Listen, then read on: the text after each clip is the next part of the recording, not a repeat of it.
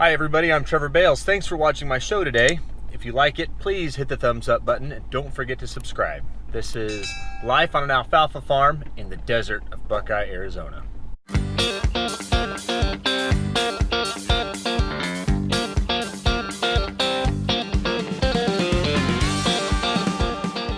Hey guys, I'm walking out in the field right now, doing all the dirt work.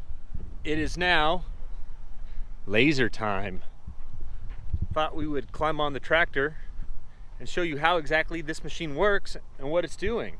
It's one of the most important parts of the prep work. It keeps the irrigation flowing across each section of the field evenly and not all at one side or right down the middle. It's a pretty tedious job and you can mess up very easily and ruin the irrigation of a field, and that will set you back several weeks.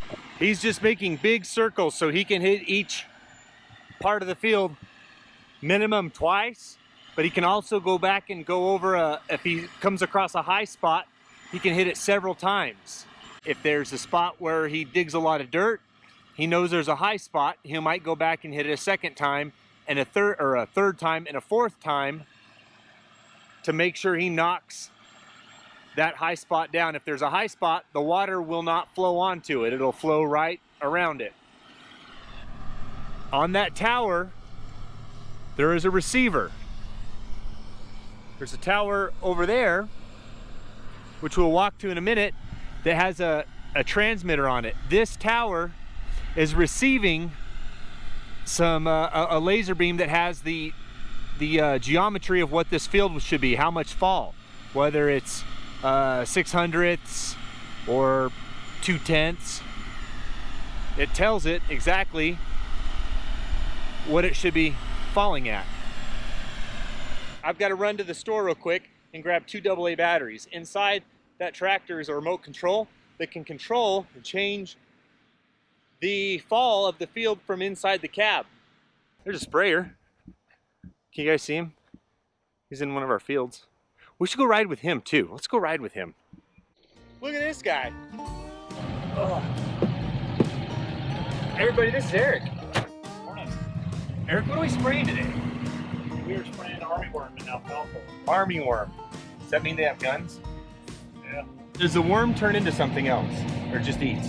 Just eats. Just eats. What about aphid? Have we already sprayed for aphid? Yeah, we sprayed for aphid early on. What size is this boom? 100 foot. 100-foot boom. How big's the tank? 800 gallons. 800 gallons. We are driving fast. 15 miles an hour. With GPS, his hands aren't even on the steering wheel. I feel like we're flying. Just flying low. Flying low, yeah. A lot of times he's waiting on me, you guys. There's hay in the field, and he's got to haul it, and I'm in a squeeze. That's a true story. So Eric and I have lots of phone conversations that are regular. They're all very similar. That's going to be chapter 10 of the book I'm writing. Trevor, hey, what's up, Eric? When are you gonna have that hay move? We're on our way. That's pretty much how it goes. That's how it goes. All right, Eric's got to kick me out now. I gotta go get the batteries. Bye, Eric. While Manuel's putting batteries in his remote control, I'll show you the system real quick. So here's the bucket. It's a fairly old bucket. This bucket does two things. One, I can undo these chains, and it slides back. This board slides back, and we can actually load this up with dirt and haul dirt around places and dump it. It's great for moving dirt. There's the receiver for the laser system. It's looking for that beam at all times, and it rides up and down, up and down. If it loses that beam, it'll start searching for it. But right now it's up pretty high because the transmitter is placed uphill from here. The water, that's uphill, that's downhill. So the further away we get from the transmitter, the higher that will go. Eventually, he'll have to move that tower this way so that can see it, because it will get to a point where it's too high. The tractor controls these cylinders without him having to control everything. It's telling it up, down, up, down. It's constantly adjusting, constantly adjusting. He can make adjustments on his own if he has the geometry off just a little bit, he can make changes as needed. But now that I've got him with batteries, he can just change the transmitter and it will adjust to itself. So I've got a GoPro mounted here. Let's hit start. Let's come up and run with him for a little bit.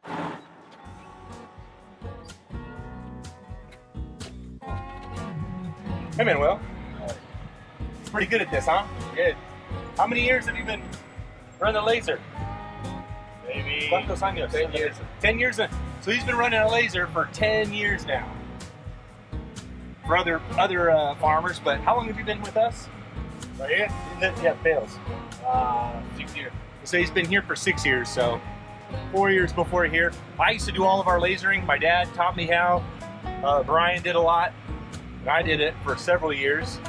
And then Will got here and he's taken over for me, which is nice. I don't mind it. It's just very time consuming. So here's the control box. You see that little green light? That means we have good signal. We're dead on with the laser beam. There's little arrows. You saw the red one pop up just now.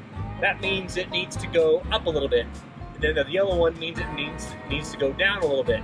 So that just means the bucket itself is going up or down, up and down, up and down, up and down, depending on where we are on height and compared to the laser beam coming off the transmitter.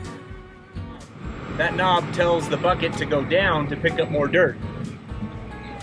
Every time you adjust the knob, it's not changing the geometry of the transmitter. It's telling the bucket to lower, but keep the same slope. So by adjusting the knob, it's not a bad thing. It's just telling the bucket to drop.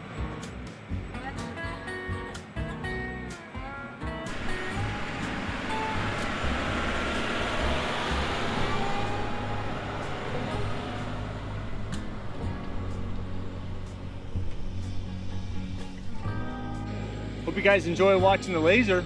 It's a great setup. And that's how all of the property around here is taken care of, unless it's subsurface drip or even pivots, but there's very few pivots. I guess I should go over some field terminology while explaining what he's doing.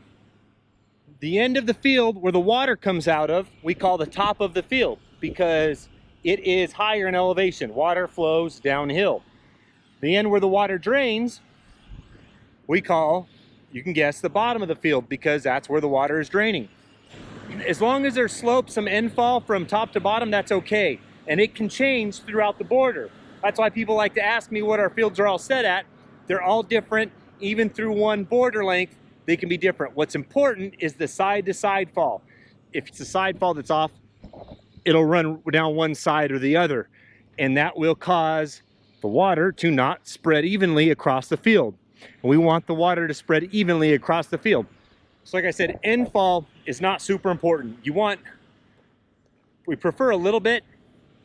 Where we are right now, it's very flat. Sometimes you don't get much, but we prefer a little bit of infall. We want the water to get off the field as quickly as possible.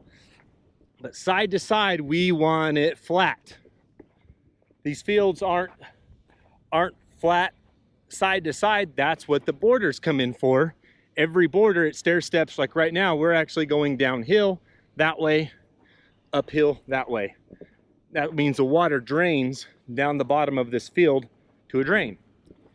So there's a little terminology when I talk about lasering the field: the top, the bottom, side to side. That's why those four things are important and why this job is so important, the lasering. If you have a bad laser job, it lasts for 5 to possibly 6 years depending on what your rotation is. That's why it's important that this laser is done accurately and done right, because we will be stuck with a bad field for 4, 5, 6 years. All right, let's drive out to the transmitter. I'll show you what the transmitter looks like. Made it to the transmitter. The new trailer was a project. Now the project's finished. Here's the power line that runs up to the transmitter. If he sees me, I told him to stop, because as soon as I climb on this, it's going to make this trailer wobble, which will throw a bad signal. All right, he stopped. So let's climb up here, take a quick peek. Whoa, it's super shaky. Here's what it looks like. So there is a laser inside there. Well, it stopped spinning. There it goes.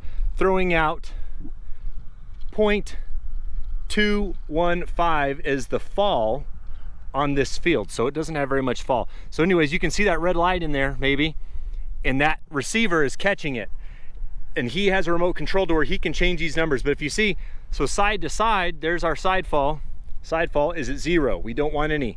There's our end, because that's the top, this is the bottom, 0.215. So it's pretty simple. A lot of people use these. Construction companies use them all the time. Hey, that's one of my tools. Anyway, so that's the transmitter and the laser setup. Pretty basic in the world of lasering, but if you don't know anything about lasering, I guess it's very different. I try not to bore you guys with too much hay because that's all we do, but man, they made some really nice hay this morning. I might put it in a bowl, throw some milk on it and eat it. I don't know, it looks pretty good. But this is what we do, all the work, all the time, late nights, early mornings, is to make beautiful hay like this. It doesn't always turn out this way, but when it does, it's great. And that's part of the reason why we looked at the steamer, is so we don't get this much hay, this nice hay. Oh, there's a weed. Ugh. We don't get this hay by chance. With the steamer, we'd be able to make this quality of hay, not every single cutting, but more cuttings than not. So that's why everyone asks, how's the steamer going to pay for itself? By making nice, beautiful hay like this more often than not. Do you guys remember the countertop that we were working on a couple weeks ago? Well, guess what? It's almost ready. Ta-da! Check this out. So here's where the office people will stand with officey things. Well, no, the checkout stand, cash register. Then here's the front where the customers will see. We've got our brands, my grandpa's IV, great grandpa's Lazy SL, great grandpa, great grandpa, great grandpa. So pretty pumped. Think it turned out well. Lisa, are you happy? I like it. She's never happy, so that's good. Cody did it. He's obviously happy to see it leave because there's a lot of extra work that we... Lisa just wants more. Do this, do that. I need holes in it. I think this side's too long. Yeah, so anyways, poor Cody. If you want one, let me know.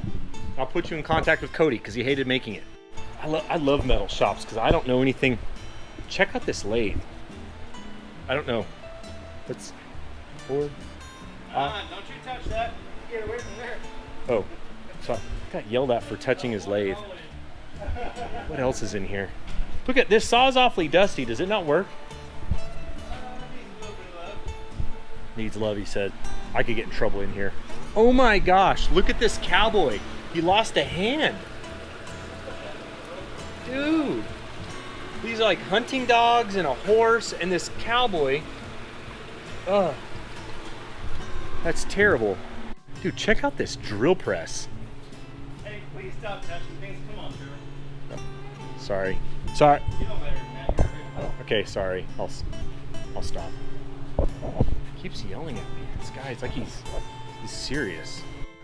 All right, just leaving the metal shop. Lisa, what'd you think of the countertop? It's beautiful. Can't wait to get it. Beautiful. Can't wait to get it. That means I can't wait to load it up and bring it home. Now I'm gonna go drop off Lisa, go hook up to a trailer and get some metal pipes. All right. Hooked up to the trailer, picked up Nate. Oh, he's gonna help me pick up some pipe that was given to us. We use a lot of pipe on the feedlot, random stuff, so it's nice to get something free. We're at the place we're picking up the pipe. I'm here with Nick. What up? Nick contacted me through social media. I've got some old pipe from, this is an old sprinkler system, correct? Yeah, so it's an old sprinkler system that's getting torn out. They're redoing it. It's a 50-year-old pipe, but used on the farm. Use it on the feedlot all day long, every day. So, got all the pipe loaded up. It sucked. It's like every time with this guy. It's kind of brittle though. Oh, that was cut. I don't know. But I think we can weld on this stuff. Anyways, to get it off the trailer, I'm gonna push it.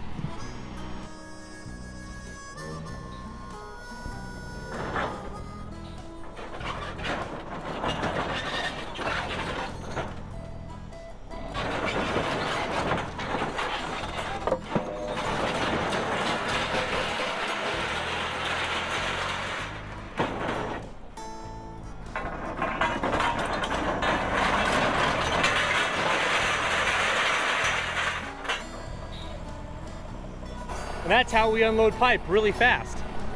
That was easy. Does this guy even talk? He just flexes his arms. Pulling up to pick up the new countertop. Last time I picked it up, I put a strap over it and the strap bent it. I'm thinking about just setting that countertop on this trailer and not putting a strap on it, and then instead of going 85, I'm just gonna go 65. Hopefully it doesn't fall off because it's pretty heavy. I don't see it falling off.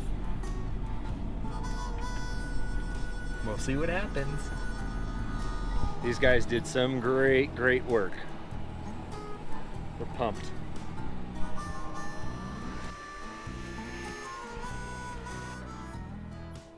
Countertop is on the trailer. Hopefully we make it back with the countertop on the trailer. Well, do you guys want the good news or the bad news? Ha, just kidding, there is no bad news. They made it. They didn't even put a single strap on them. I know what I'm doing. So one of the office ladies is coming out to look at the new countertop. I'm hiding behind it. I'm gonna jump and scare them. It's gonna be awesome. There's little holes so I can see them. I can see them coming. This is an expert. Rah! Do they look scared? Did it scare you guys? I was sitting there wondering, where did Trevor go? He just got in his truck. Oh. Hope you liked the video. If you liked it, please hit the thumbs up button and subscribe. Tell your friends, tell your family. You can make your dog a YouTube account and he could subscribe if you want. Thanks again. Oh no, don't do it. Don't do it. No, no, no. Don't push it. Ah, don't push it. Uh-oh. You get it? Wow! You did it!